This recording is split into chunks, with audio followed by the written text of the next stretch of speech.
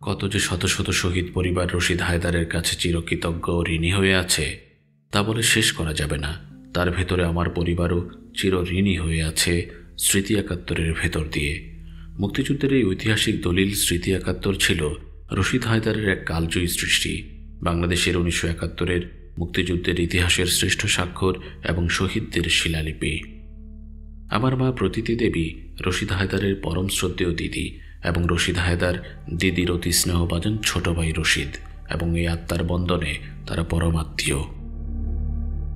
অনেকদিন ধরেই লিখতে চেষ্টা করছি রশিদ কাকুর উপরে, তবে কিছুতেই আমার গভীর অনুভূতিগুলো লেখার ভেতর দিয়ে শত চেষ্টা করেও লিখে উঠতে পারছিলাম না, কারণ আমার সেই ভাষা তো জানা নাই।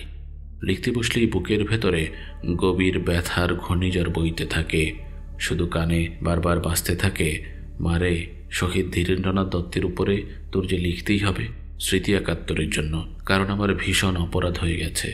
আমি শহীদ ধীরেন্দ্রনাথ দত্তের কথা স্মৃতি একাত্তরের প্রথম খণ্ডে লিপিবদ্ধ করতে না পারার কারণে ভয়ানকভাবে অপরাধবোধী হয়ে আছি রে, এবং বিবেকের দংশনে ভুগছি। আমাকে এই অপরাধ থেকে মুক্ত কর মা। আমি কাকুকে বললাম, কাকু আমি তো লিখতে পারবো না, লিখতে গেলে আমার শুধু রক্তক্ষরণই হবে। কাকু আমার মাথায় হাত দিয়ে বললেন, তোর শত কষ্ট হলেও তোকেই যে লিখতে হবে মা। আমি কঠিন চেষ্টা করেছি কাকুর আদেশ মানতে। শহীদ ধীরেন্দ্রনাথ দত্ত এবং আমার শিক্ষক অসীম শান্তি রায়ের উপরে লেখাটা লিখতে স্মৃতি একাত্তরের জন্য, যা তৃতীয় খণ্ডে প্রকাশিত হয়। রশিদ কাকুর নিজেই আমার লেখাটা এডিট করে দিয়েছিলেন। কি নিদারুণ পরিহাস! রশিদ কাকু চলে গেলেন অনন্তকালে 13ই অক্টোবর 2020-এ তার পরম শ্রদ্ধেয় দিদি প্রতীতি দেবীর পথ ধরে, যিনি চলে যান 12ই জানুয়ারি 2020-এ, ঠিক 9 মাস পরে। ভাই ও বোনের বন্ধন তো সে কি সহজে ছাড়ানো যায়? ভাই ও বোনের নারীর শিকড় তো সেই একই যমুনা নদীর গহ্বরে বহমান। নারীর বন্ধন বলে কথা। আমার পৃথিবীটা ক্রমশই ছোট হয়ে আসছে, আপন মানুষগুলো হারিয়ে যাচ্ছে, ভালোবাসা, দাবি ও স্নেহের জায়গাগুলো শূন্যের কোঠায় গিয়ে ঠেকেছে। রশিদ কাকু কখনোই আমাকে আর মারে বলে ডাকবেন না, এটাই চরম সত্য। রশিদ কাকু চলে যাবার পর ওনার ছোট ভাই জাহিদ হায়দার আমাকে অনুরোধ করেন রশিদ কাকুর উপরে একটি লেখা লিখতে স্মারক গ্রন্থের জন্য। রশিদ কাকুর উপরে যে লিখতে হবে আমাকে, আমি তা কোনোদিনই কল্পনাও করতে পারিনি। লিখতে তো আমার হবেই, তবে কি করে লিখব তা কিছুতেই বুঝে উঠতে পারছি না। তবে এবারও খুব কঠিন একটা পরীক্ষা মনে হচ্ছে, যেমনই কঠিন লেগেছিল স্মৃতি একাত্তরে শহীদ ধীরেন্দ্রনাথ দত্ত ও শহীদ অসীম রায়ের উপরে লেখাটা লিখতে। কত রাজ্যে বসে অন্ধকারে কেঁদেছি। পরের দিন সকালে রশিদ কাকুকে ফোন করে বলেছি, কাকু একটি অক্ষরও তো আমি লিখতে পারিনি, সব যে জলে ভেসে যায়। ভেতরে এত রক্তক্ষরণ হয়, রক্তে ও জলে মিলেমিশে সব একাকার হয়ে যাচ্ছে, আমি পারছি না লিখতে। রশিদ কাকু কিছুক্ষণ চুপ করে থেকে বলতেন, বাংলা একাডেমি থেকে বাড়ি ফেরার পথে তোকে দেখে যাব রে মা, আর দিদির সাথে আড্ডা দিয়ে চা খেয়ে যাব। কাকু ঠিকই সন্ধ্যার সময় আমাদের বাসায় এসে প্রায় নিত্য বোঝাতে থাকলেন, লেখাটা তোর বিশেষ কর্তব্যের মধ্যেই পড়েছে রে মা। শহীদ ধীরেন্দ্রনাথ দত্তকে ময়নামতির বধ্যভূমি থেকে যদি উঠিয়ে না আনতে পারি, তাহলে বাঙালি জাতির কাছে আমি কঠিনভাবে দায়ী হয়ে থাকব তো বটেই, এবং বিশেষ করে শহীদ ধীরেন্দ্রনাথ দত্ত ও শহীদ দিলীপ দত্তের পূর্ণ রক্তের কাছে। আজ আমিও দায়বদ্ধ রশিদ কাকুর কাছে। শুধু শ্রদ্ধাঞ্জলির সাথে স্মারক গ্রন্থের লেখা দিয়েই আমি কি ওনার ঋণ শোধ করতে পারবো আমার এই জীবনকালে? আমি এই ঋণ কখনোই শোধ করতে পারবো না, যেমনই পারবো না আরও 2 জনের কাছে যাদের কথা আমার বলতেই হবে। বিখ্যাত কথা সাহিত্যিক সর্বজন শ্রদ্ধেয় শওকত ওসমান কাকুর কাছে এবং ডক্টর আনিসুজ্জামান কাকুর কাছে।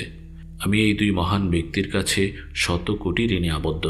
এই 2 মহান দেশপ্রেমিক, যাদের মহান মুক্তিযুদ্ধের বিশ্বাস ও চেতনায় স্নাত, মুক্তিযুদ্ধে যাদের বিশাল অবদান অম্লান ইতিহাস হয়ে আছে, তাদের পরম শ্রদ্ধা, তপস্যা ও চেষ্টার কারণেই শহীদ ধীরেন্দ্রনাথ দত্ত এবং তার কনিষ্ঠ পুত্র দিলীপ দত্তকে মহান মুক্তিযুদ্ধের ইতিহাসের পাতায় উঠিয়ে আনা সম্ভব হয়। কুমিল্লা ময়নামতির সেনানিবাসের বধ্যভূমি থেকে যারা কবেই সেই 1971-এর ময়নামতির সেনানিবাসের বদ্ধভূমির ভেতরে হারিয়ে গিয়েছিলেন চিরতরে। রশিদ হায়দার ছিলেন সেই বাতিঘর, যিনি অক্লান্ত নিষ্ঠার সাথে ওনাদের সাথে একাত্ম হয়ে এই মহাযজ্ঞে যোগ সাধন করেন। রশিদ হায়দারের অসাধারণ অবদানের কথা চিরস্মরণীয় হয়ে থাকবে।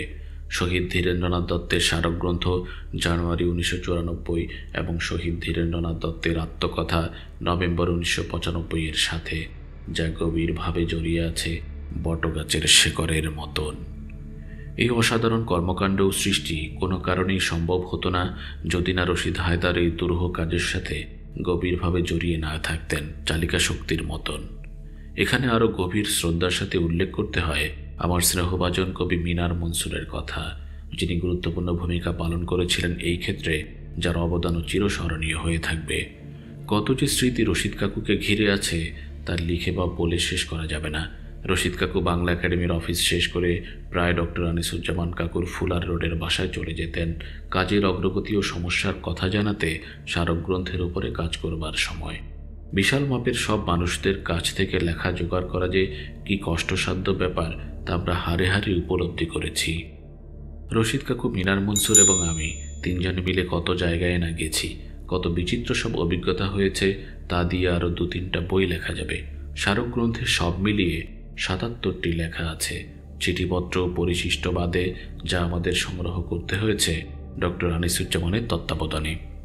রশিদ কাকু সাহিত্যিক ও লেখক ছিলেন তো বটেই, যা সকলেরই জানা আছে, কিন্তু তিনি ছিলেন এক অসাধারণ পরম দেশপ্রেমিক ও অসাম্প্রদায়িক। যারা ওনাকে খুব নিকট থেকে দেখেছেন অথবা চেনেন তারাই খুব ভালো করে জানেন বা বলবেন যে তিনি কী মাপের মানুষ ছিলেন। তিনি ছিলেন আপাদমস্তক একজন সাদা মনের, অকৃত্রিম, নিরহংকার, পরোপকারী, সৎ, সরল, সৃজনশীল ও কঠিন পরিশ্রমী, কর্মযোগী এক বুদ্ধিজীবী লেখক, যার তুলনা তিনি নিজেই। ওনার একটি অসাধারণ গুণ ছিল, তিনি সব রকম মানুষকে প্রভাবিত এবং অনুপ্রাণিত করবার ক্ষমতাধারী ছিলেন।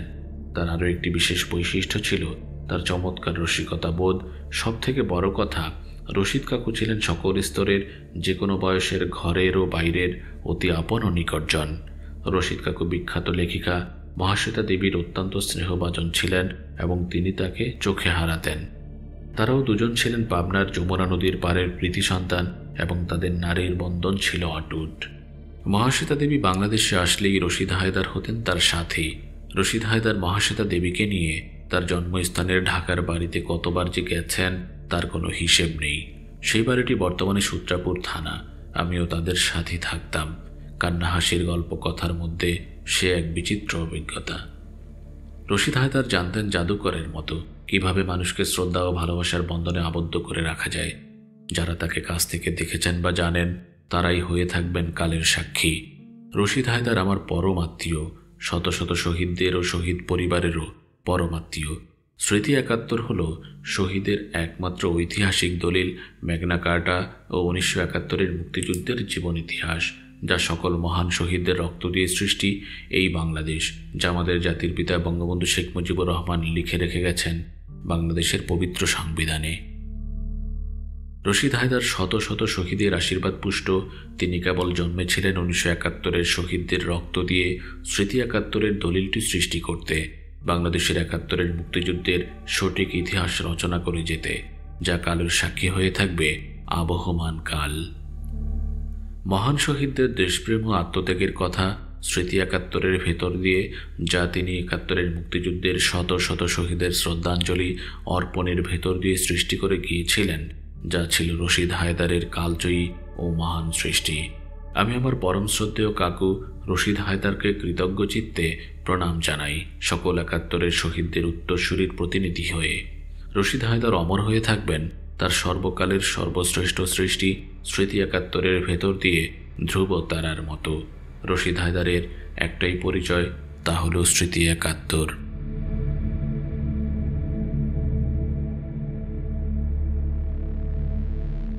সময়টা সেই আরব্য রজনীর গল্পের মতো। মনে হয় সময়টা 1957-এর বর্ষার মাস। সদরঘাট থেকে মির্জাপুর ৩ নামক একটি বিশাল লঞ্চে করে রওনা হলাম আমার দাদু শহীদ ধীরেন্দ্রনাথ দত্তের সাথে। তখন তিনি পূর্ব পাকিস্তানের যুক্তফ্রন্টের স্বাস্থ্য ও সমাজসেবা মন্ত্রী। তিনি কুমুদিনী কল্যাণ সংস্থার প্রতিষ্ঠাতা জনহিতব্রতী রণদা প্রসাদ শাখার আমন্ত্রণে মির্জাপুর কুমুদিনী হাসপাতাল পরিদর্শনে যাচ্ছেন তারই পাঠানো লঞ্চে মির্জাপুর ৩-এ। সাথে আমার বাবা সঞ্জীব দত্ত ও মা প্রতীতি দেবী। আমার বয়স 7-এর কাছাকাছি, পুরো 7ও নয়। এই বয়সের বাচ্চাদের কাছে পৃথিবীর সব কিছু বিশাল, বিস্ময়কর, সুন্দর ও চিরস্থায়ী। লঞ্চ সদরঘাট থেকে ছাড়ল। সে কি বিশাল নদী ও জলরাশি! বড় বড় ঘন সবুজ গ্রাম ছুঁয়ে যাচ্ছে, বিশাল বিশাল বট ও পাকুর গাছ, আরও কত যে নাম না জানা গাছ নদীর জলের দিকে তাদের ডালপালা জলমুখী হয়ে ঝুলছে। সেই গাছগুলো যা দেখলে যে কোনো বয়সের মানুষের ভেতর সুর বেজে ওঠে, এসো নিপবনে ছায়াবিথি তলে, এসো করো স্নান নবধারা জলে। সবে এই নাচটা ওই গানের সাথে শিখেছি আমার পিসি নমিতাধর চৌধুরীর কাছে। আমার ছোট্ট মনে ওই সুর বারবার বাজতে লাগলো এবং আমি মনে মনে সেই সুরের সাথে নেচে চলছি। আমার দাদু, বাবা ও মা লঞ্চে ডেকে বসে আছেন। আমাকে আমার বাবা মাঝে মধ্যে নদীর নাম বলে যাচ্ছেন, অনেক গাছ চিনিয়ে দিচ্ছেন। সে কি যে আনন্দে আমি জলের ঢেউয়ের সাথে ভেসে ভেসে যাচ্ছিলাম, তা যারা প্রকৃতির শোভা থেকে বিচ্ছিন্ন তাদের বোঝানোর ভাষা এবং ক্ষমতা আমার নেই। এমনি যেতে যেতে অনেক সময় ধরে গহীন বনের ভেতর দিয়ে যখন পৌঁছলাম মির্জাপুরে, তখন সন্ধ্যা হয়ে গেছে। আকাশে সন্ধ্যালগ্নের অপরূপ বিচিত্র আলোর খেলা। হঠাৎ করে একটা ঘাটে এসে লঞ্চটা থামল। চোখের সামনে অনেক আলো ঘেরা একটা বিশাল রাজপ্রাসাদ যেন মাথা উঁচু করে দাঁড়িয়ে আছে দেখলাম। মনে হলো আমি যেন আরব্য রজনীর এক দেশে এসে পৌঁছলাম। চোখ আমার ধাঁধিয়ে গেল। ঘাটে যখন স্থির হয়ে লঞ্চ থামল, দেখলাম বিশাল লম্বা টকটকে গায়ের একজন মানুষ, যাকে প্রথমবার দেখলেই ভুলবার জো নেই এবং মনে দাগ কেটে যায়। এমন কিছু বৈশিষ্ট্যের অধিকারী যা সকলকেই এক দর্শনে আকর্ষণ করে। রাজপুত্রের মতো দাঁড়িয়ে হাসিমুখে ফুলের মালা হাতে আমার দাদুর দিকে এগিয়ে এসে তার গলায় মালা পরিয়ে দিলেন। দাদু তাকে শক্ত করে বুকে জড়িয়ে ধরে থাকলেন অনেকক্ষণ। আমার এই দৃশ্য দেখে বেশ অনেকটাই হিংসে হলো। কেন আমার দাদু অন্য একজনকে এতক্ষণ ধরে বুকে জড়িয়ে থাকবেন? এক বিস্ময়ে এই দুটি মানুষকে মুগ্ধ নয়নে দেখছি, আর এই কথা ভাবছি তিনি কে, যাকে পেয়ে এত আনন্দিত ও গর্বিত।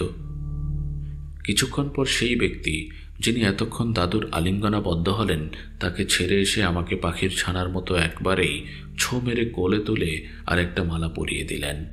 আমার রাগটা অনেকটাই কমে গেল তার প্রতি, এবং খুবই খুশি ও আহ্লাদিত হলাম তার কোলে চড়ে এবং গলায় মালা পরে। আমাকে কোলে করেই ঘাট থেকে এক হাতে আমার দাদুকে ধরে আর এক হাতে আমাকে কোলে নিয়ে সিঁড়ি বেয়ে তরতর করে পাড়ে উঠে এলেন। আমার অবাক হওয়ার পালা শেষই হচ্ছে না। ওই ঘন জলরাশি ও বন জঙ্গল পার হয়ে এই কোন আরব্য রজনীর দেশে এলাম। বিশাল বাড়ি, অনেক অসাধারণ সুন্দর সব নারীও আছেন তার মধ্যে। কাকে ফেলে কাকে দেখব বুঝে উঠতে পারছিলাম না। আমার আবার চোখ আটকে গেল এক নারীর প্রতি, যার গায়ের রং দুধে আলতা বলতে যাকে বোঝায়, কপাল জোরে বিরাট সিঁদুরের টিপ, হাত ভর্তি চুড়ি এবং আরও কত কি গয়না পরা। জলমল জলমল করছে এক অপরূপা সুন্দরী নারী। তিনি আমাদের ভেতরে নিয়ে গেলেন বিশাল একটা দোতলা বাড়িতে। আমি মুগ্ধ হয়ে তাকে দেখছি আর মনে মনে ভাবছি, তিনি দুর্গাদেবী নয়তো? ও হতেও পারেন। সামনে বিশাল এক দিঘি, তাতে নৌকা বাঁধা। তারপর ঘুমিয়ে পড়েছিলাম সেই আরব্য রজনীর রাজপ্রাসাদে। রাতের কথা আর মনে নেই। পরদিন সকালে দেখলাম আমার দাদু ধীরেন্দ্রনাথ দত্ত এবং সেই আরব্য রজনীর রাজা গভীর মনোযোগের সাথে বারান্দায় বসে কথা বলছেন। সে আরব্য রজনীর রাজাই হলেন জনহিতব্রতী রণদা প্রাসাদ সাহা। দুই অকৃত্রিম বন্ধু আর সেই জলমল করা অপরূপ সুন্দরী বিশাল সিঁদুরের টিপ পরার নারী হলেন সে আরব্য রজনী দেশের রানীমা, দানবীর রণদা প্রাসাদ সাহার সুযোগ্য সহধর্মিণী কিরণবালা দেবী। বিশাল অতি আধুনিক সাজে সজ্জিত কুমুদিনী হাসপাতাল। আমার দাদুকে ঘুরে ঘুরে দেখাতে লাগলেন রণদা প্রাসাদ সাহা। আমার দাদু ও রণদা প্রাসাদ দাদু প্রতিটি রোগীর সাথে কথা বলতে থাকলেন। অনেক ডাক্তার, অনেক নার্স সাথে সাথে ঘুরতে লাগলেন।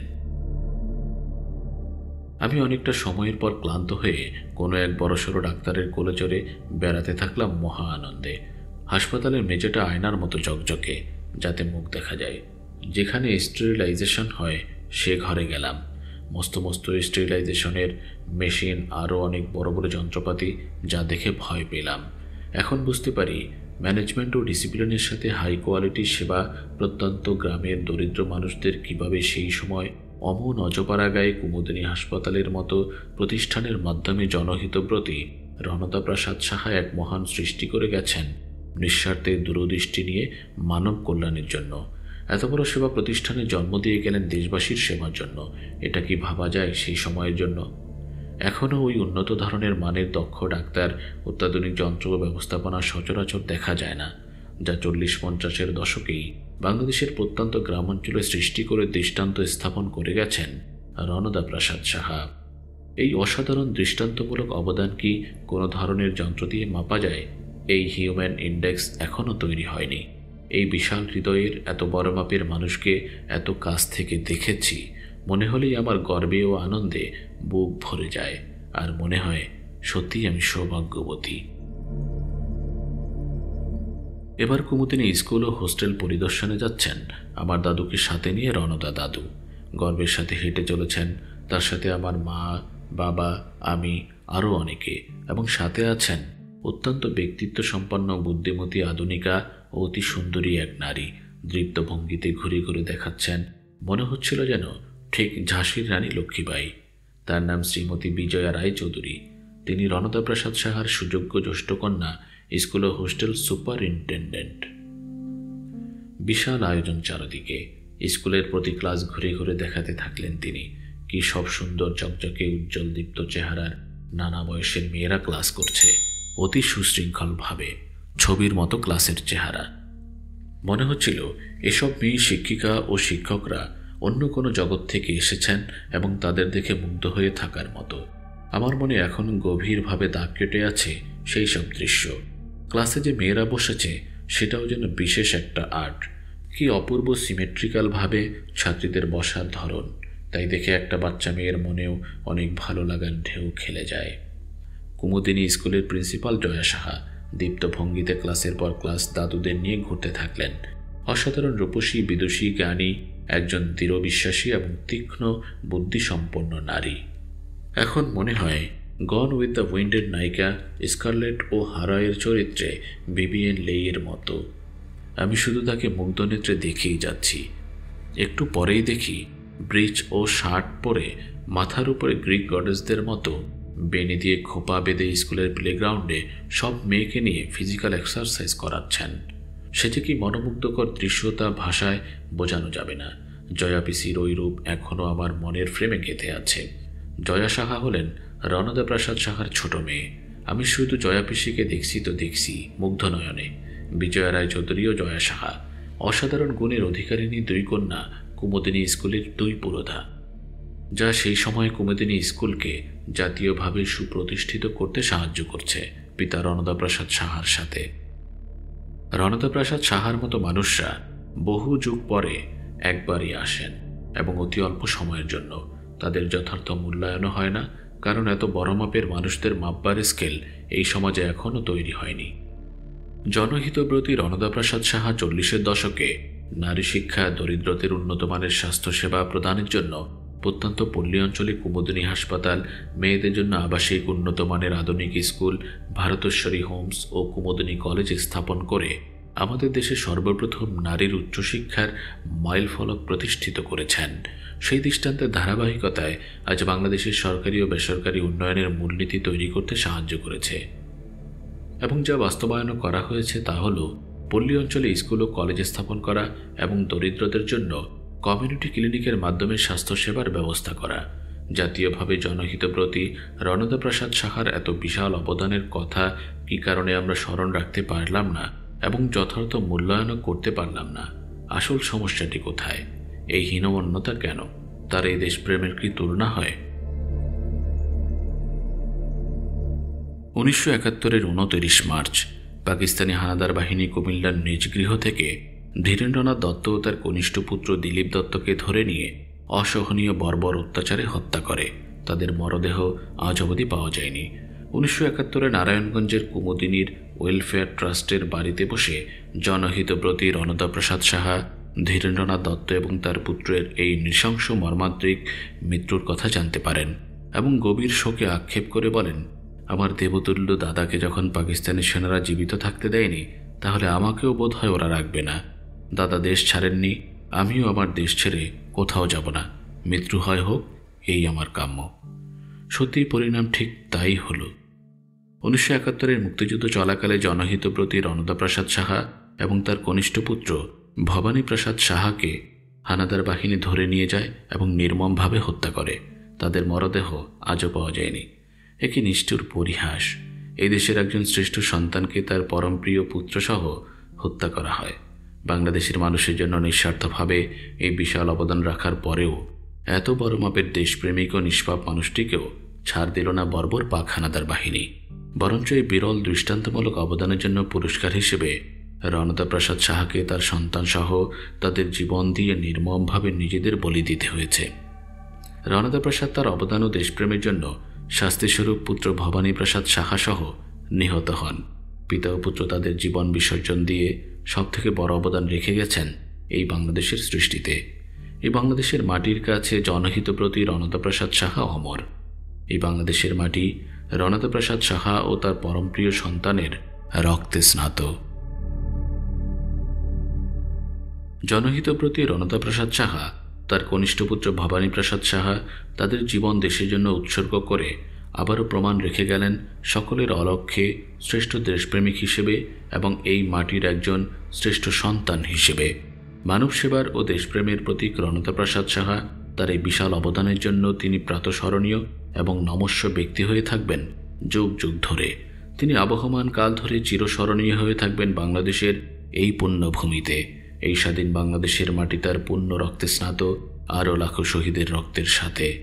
রণদা প্রসাদ সাহা ও ভবানী প্রসাদ সাহা আমার দাদু ধীরেন্দ্রনাথ দত্ত ও আমার কাকু দিলীপ দত্তের রক্তের ধারা ধরে নিজেদের জীবন ও সন্তানদের জীবন উৎসর্গ করে দিয়ে গেলেন একটি নতুন দেশের সৃষ্টির জন্য। সেই দেশের নাম বাংলাদেশ। তারা তাদের দেশের প্রতি সর্বোচ্চ কর্তব্য পালন করে গেছেন। কেউ তাদের নাইবা মনে রাখল, তাদের তাতে কিছু যায় আসে। তারা বাংলাদেশের গর্ব এবং আমাদের বিশাল গর্ব।